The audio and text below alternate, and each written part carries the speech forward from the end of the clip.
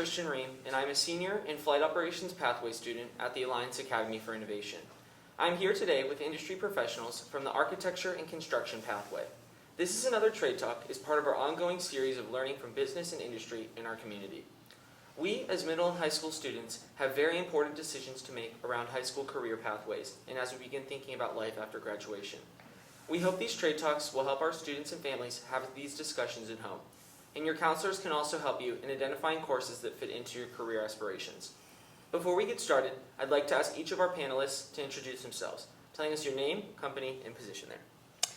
My name is Amanda Groover, and I work for Cooper & Company General Contractors, and I am the Director of Marketing and Business Development. Hi, I'm Scott Drees, architect with BRPH, Architects and Engineers, and I am one of the leaders of the Atlanta office. And I'm Sean Hamlin. I'm an architect with BRPH as well. I'm our Director of Education, and I help oversee all of our educational projects in the state of Georgia. Again, we thank you for being with us today. So now we will jump right into the questions that were recently submitted by some of our high school students. I'll start with Amanda. What motivated you to go into the field of architecture and construction? My role with Cooper & Company gives me the opportunity to work on the not field side, and so I started my career in marketing and had the opportunity to be introduced to architecture and construction, and I love the fact that every project's different, every opportunity to speak with an owner's different, and we get to really help them go from the vision of what they want a project to look like to the final product in the field. Construction in our firm allows us to have projects and legacy projects that we drive by on a daily basis, and I can go by and show my husband or my children that's something that I helped get from start to finish. That's why I chose architecture and construction. I think I always knew from the time that I was young that I wanted to be an architect. My father was an engineer, and I had an aptitude for drawing and math, science, and so when I was in high school, I took a lot of every course that was available related to mechanical drawing. Back then, CAD didn't exist, but I recognized that architecture was the path that I wanted to choose, and I always enjoyed creative aspirations, construction, building things. So I think that's the key criteria for me.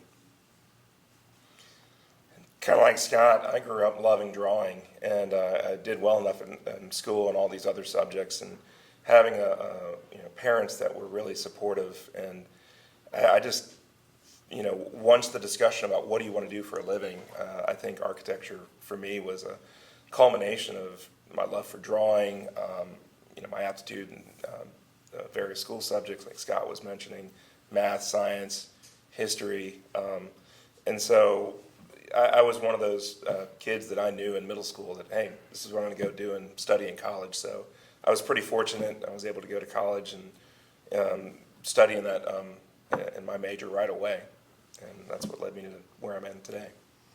And what are some classes that you would recommend students take in high school that would help them have a chance at going into architecture and construction?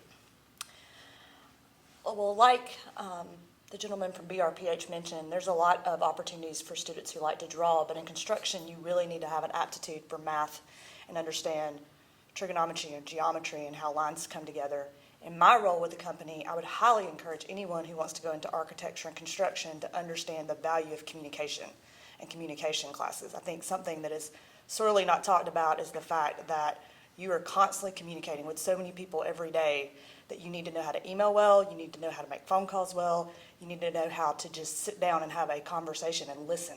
So listening skills and communication, which are so, maybe not necessarily a business communication class, but are so critical to what we do on a daily basis.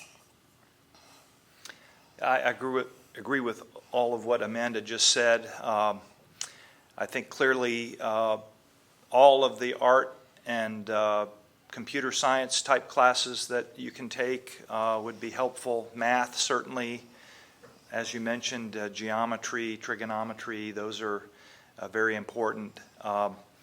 And I think different pathways within architecture exist.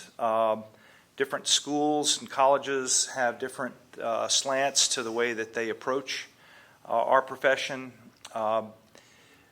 Some are more technically oriented, some are more artistically oriented.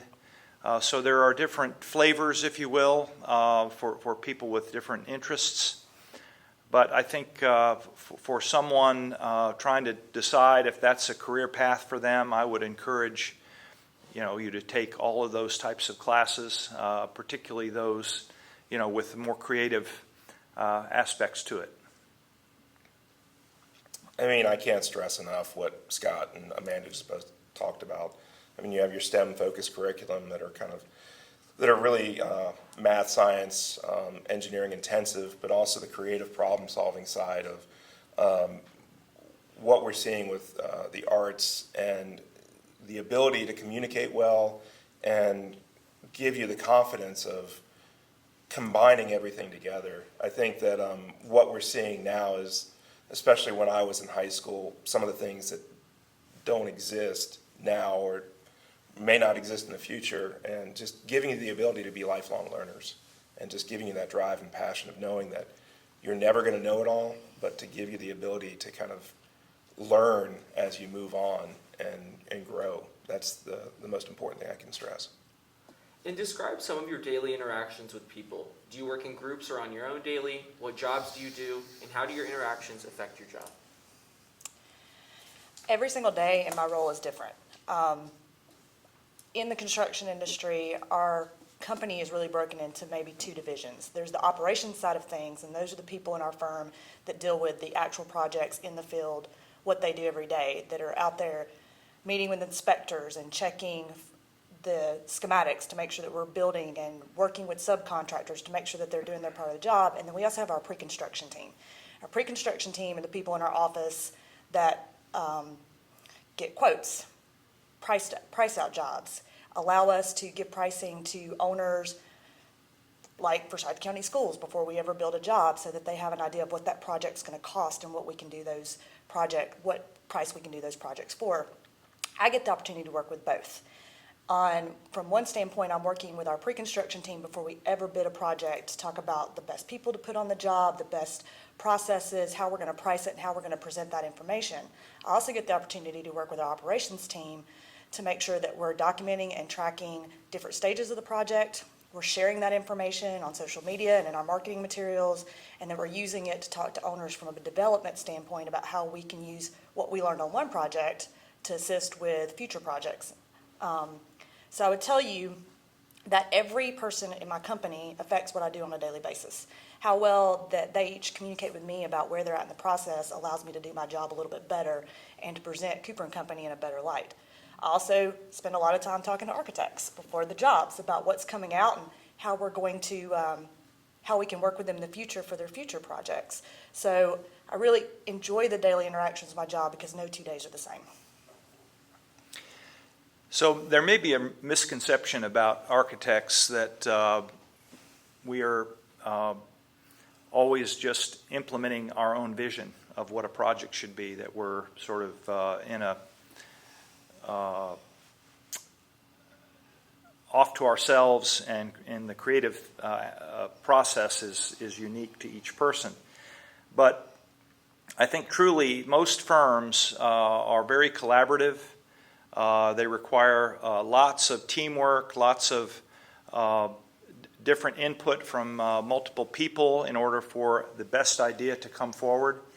I think we also have to recognize that really our clients are who ultimately we're trying to serve, and they're the decision makers. They're who we have to present our ideas to. So as you grow through this profession, I think you have to become better and better at communicating, selling your ideas, not just to your clients, but also within your own team as you're promoting one idea over another.